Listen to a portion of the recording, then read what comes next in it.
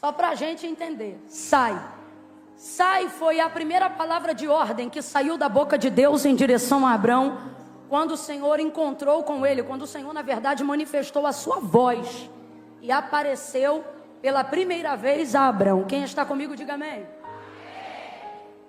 Primeira palavra de ordem de Deus em direção a Abraão: sai. Quando ele ainda se chamava Abrão, sai. Agora veja bem, o texto é muito claro em dizer, um pouquinho mais à frente, versículos mais para frente, que essa terra era Canaã. Então eu vou te perguntar, Deus estava levando Abraão para onde? Teve gente que não entendeu, eu vou te falar de novo. Um pouquinho mais para frente, versículos continuativos ali no capítulo 12, onde a gente leu, o texto é categórico em dizer que Deus estava levando Abraão para Canaã. Só que Deus não conta isso para Abraão no dia da sua chamada. Deus não conta para ele. Deus só chega e diz sai. Mas Deus sabia exatamente para onde o estava conduzindo. Então agora eu vou perguntar para você: para onde Deus estava levando Abraão? Para onde? Mas ele falou isso para Abraão? Não falou, ele já chegou e disse.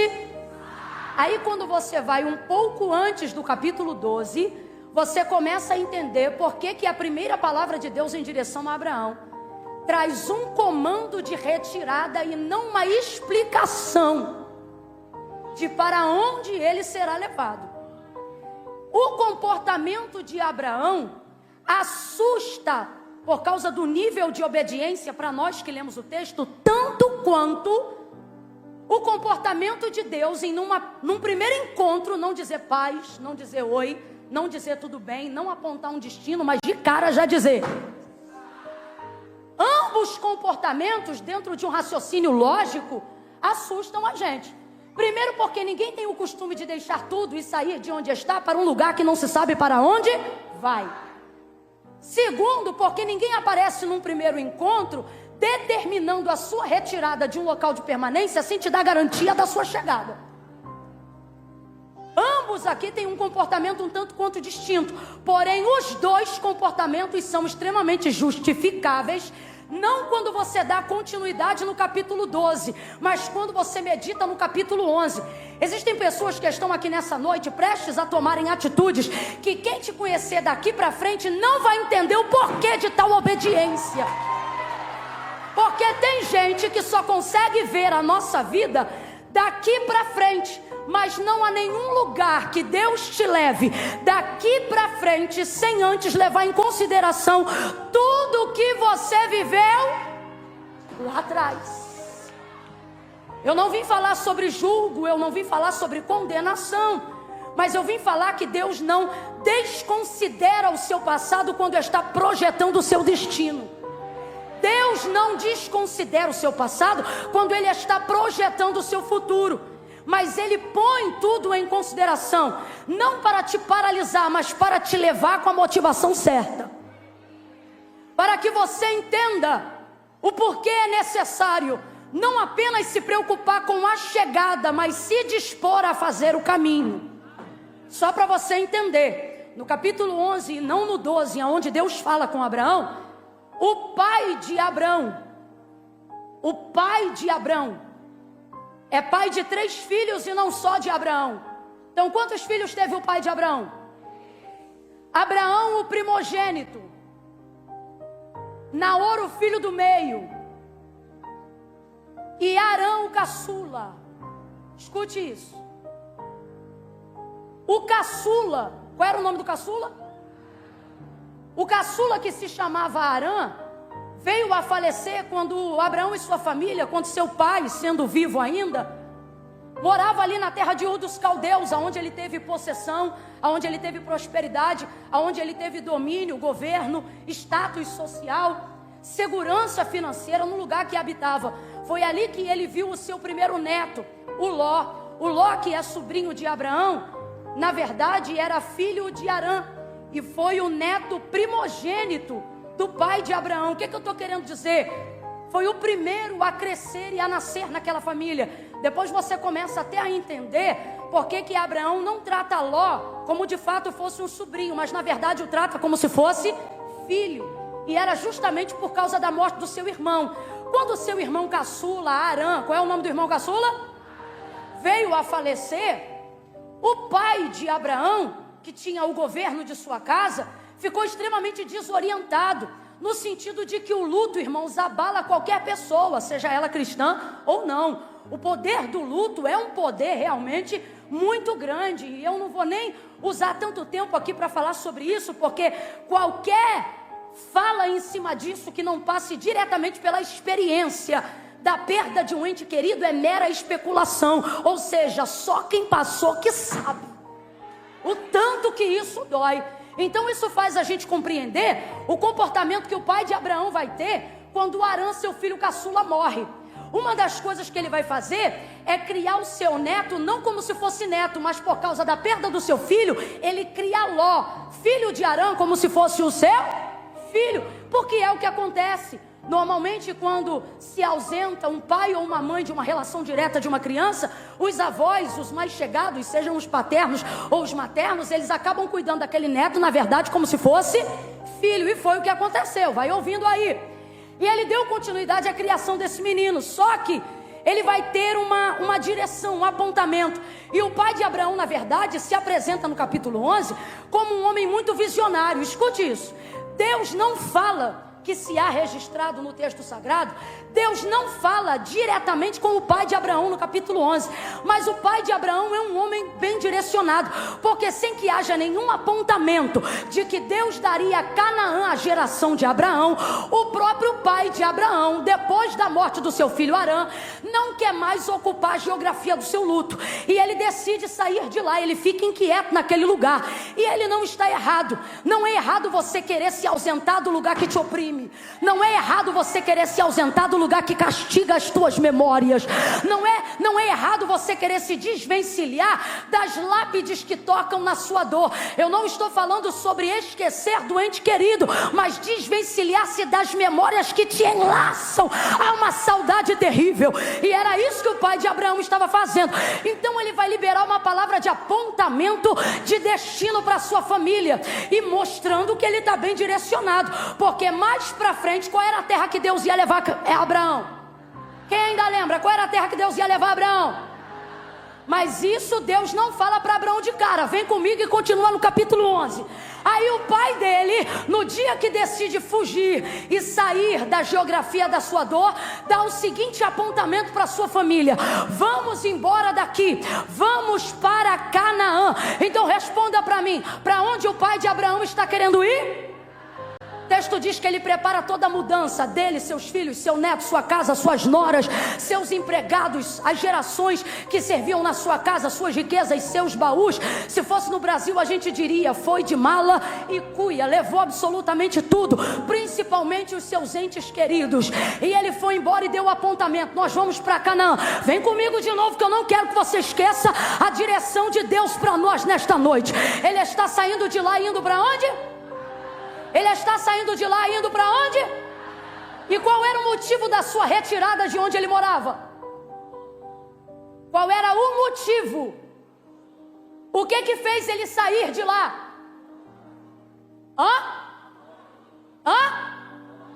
O luto, a dor, a morte do seu menino caçula, que foi o primeiro temporão a lhe dar filhos. Dói muito. Aí ele diz: vamos para Canaã. Se liga nisso aqui.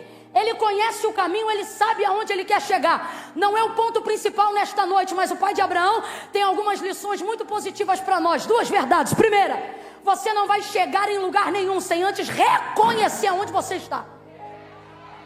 Quando você pega o Waze, o seu GPS ou o aplicativo que você usa de localização, você precisa de uma rede para que você aponte o lugar que você quer chegar. Por quê? Porque ele só vai fazer o cálculo de onde você quer chegar se ele conseguir identificar aonde você... Se até o aplicativo sabe que só pode traçar o destino e a trajetória de onde ele está se ele tiver condições, cobertura de reconhecer aonde ele está. Por que você pensa que pode ignorar as motivações que te fazem sair de onde você está? Você precisa, antes de querer chegar em qualquer lugar, admitir a tua falência emocional, admitir as suas tristezas, suas agruras. Não é vergonha alguma dizer que tem depressão. Vergonha é achar que por causa da depressão você não precisa ou não pode mais estar na presença de Deus. A maior mentira disso é que tem gente que botou o Rivotrilzinho hoje e veio para a casa de Deus. E Camila, isso é pecado? Não. Pecado é se afastar. Por quê? Pecado não. Errado é se afastar. Por quê, Camila? Porque quando você, independente da circunstância, busca o altar de Deus, sabe o que você está dizendo? Tudo que eu tenho contra mim não me afasta da tua presença, me empurra para a tua presença, porque sem ti eu não sou nada. Eu quero louvar a Deus por quem veio medicada, mas veio. Eu quero glorificar a Deus por quem sabe aonde vai chegar, e só tem garantia de que vai chegar porque não tem arrogância e nem vaidade de esconder aonde está. Sabe por que tem muito sepulcro caiado no nosso meio? Sabe por que tem gente que não consegue mudar de geografia? Sabe por que não tem gente que não consegue mudar a circunstância emocional? Não é porque não tem cura disponível, não é porque não tem amigo disponível, é sepulcro caiado porque não consegue cumprir o que disse Paulo quando disse: vamos confessar uns aos outros as nossas necessidades e as nossas culpas. Eu vou falar bem rasgado que é para todo mundo entender. Comunhão entre irmãos não é para arrotar santidade, é para confessar pecado, é para mostrar onde dói, é para reconhecer o lugar que está. Ele reconhece aonde está, sabe por que quer sair e sabe por que quer chegar. Então ele quer chegar em Canaã. Para concluir o raciocínio, vem comigo. O pai de Abraão sabe aonde está, sabe aonde quer chegar e sabe como chegar lá. Qual era o lugar que ele queria chegar? Por causa da morte do seu filho, ele sai da terra de Ur dos Caldeus e vai para Canaã. Não era tão longe assim que não se chegaria nunca, se chegaria bem rápido. Só que o texto diz que enquanto ele está caminhando para lá, ele vai parar numa região territorial, geográfica mesmo, física, que não por coincidência, porque entenda uma coisa: quando você sabe aonde você quer chegar, aparecerão no seu caminho lugares que são coincidência demais para ser coincidência. O texto diz que nessa caminhada em direção a Canaã, ele vai parar num território chamado Harã. Qual é o nome dessa região que ele parou agora? Irmãos, ele já estava caminhando para Canaã. Pense num homem bem direcionado. Ele tinha, vou falar aqui a grosso modo só para a gente entender, carro para chegar, combustível para chegar, localização para chegar. Mas eu vou te perguntar, ele chegou? O texto diz que morreu Terá, pai de Abraão, em Harã. Olha que loucura. Quem ainda está comigo, diga amém. Ele morreu justamente no lugar que lembrava o nome do filho cuja morte trazia a dor que ele queria esquecer. Agora, por que ele foi enterrado lá? Porque ele sabia que ele queria chegar em Canaã. Só que indo para lá, no meio do caminho, tinha esse lugar que se chamava. Só que veja, se o meu lugar de destino final é Canaã, Harã é apenas caminho de. Só que quando chegou em Harã, não é à toa, o texto diz que ali ele armou a sua tenda. Você tem que entender que quando você ora para sair de um lugar, que quando você precisa de força e de direcionamento para sair de uma circunstância que te enredou já em dor, em luta, em agonia, quando ela vier novamente te procurar numa nova circunstância, você não pode armar sua tenda lá. Você precisa entender que este lugar, na tua caminhada de futuro, que veio para apontar coisas que você quis deixar não é lugar bom para pernoitar. Não é lugar bom para passar a noite. Eu vou falar bem rasgado como Deus está mandando aqui. Existem telefones na memória do seu celular que não é para bloquear, é para você trocar o chip. Tem gente que não é para você acessar nunca mais. Tem gente que não deve ter mais acesso à sua casa nunca mais. Eu vou falar bem rasgado que é para todo mundo entender. Tem coisas que já aconteceram em alguns lugares onde você mora, onde você trabalha, que o trabalho não é oração para dizer Deus me muda de setor.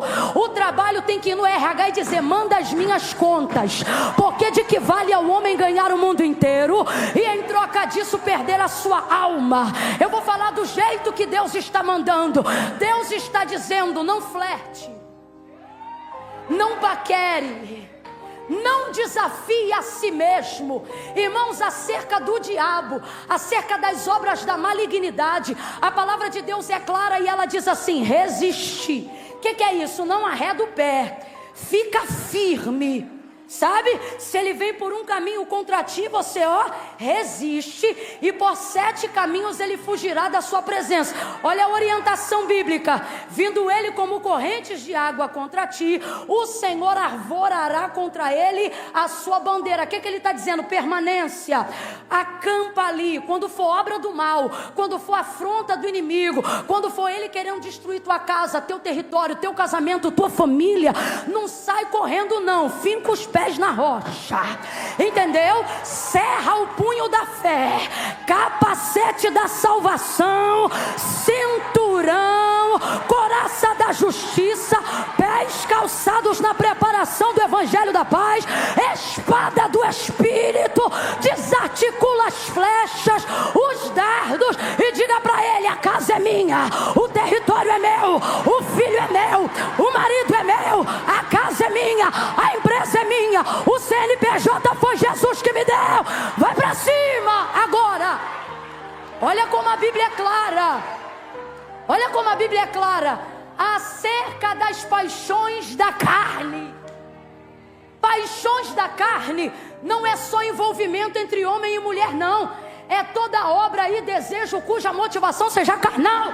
Ele está dizendo: não tente isso. Acerca destas coisas, olha o texto: foge. Você não pode ter a arrogância de, em período de libertação, querer bater de frente com a tua área de tentação. Isso não é sábio. Isso é arrogância. Se aquele lugar da onde Deus teve que tirar com mão forte é um lugar que ainda mexe com sua área de tentação, não tente evangelizar este lugar neste tempo. Tira teu pé de lá. Se tal casa ou se X endereço mexe com coisas com as quais você quis esquecer, não crie um desmame na relação. Quebre essa aliança travestida de algema e saia deste relacionamento com urgência. Quem está entendendo, diga: eu aqui.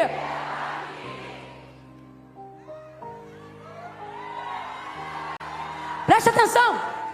Eu não estou dizendo que a caminhada do pai de Abraão até Canaã não poderia passar por Harã, porque tem coisas que estão lá atrás que Deus permite nos encontrar na nossa frente, não porque não quer nos humilhar, mas porque Ele quer que nós cedamos ao destino e mostremos que aquilo que um dia nos prendeu lá atrás não tem mais o poder de nos prender lá na frente.